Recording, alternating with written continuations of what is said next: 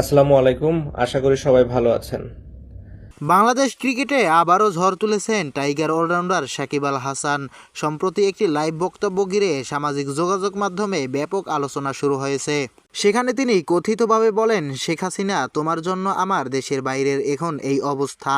এই বক্তব্য সামনে আসতেই শুরু হয়েছে তুমুল বিতর্ক।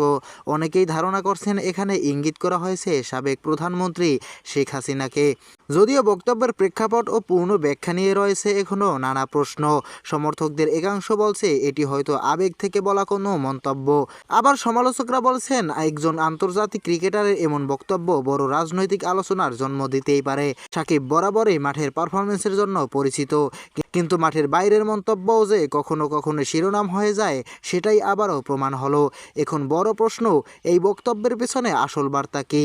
এটি কি শুধু ব্যক্তিগত অভিব্যক্তি নাকি এর গভীরে আছে অন্য কোনো প্রেক্ষাপট? আপনার কি মত? সাকিবের এমন মন্তব্যকে আপনি কিভাবে দেখছেন?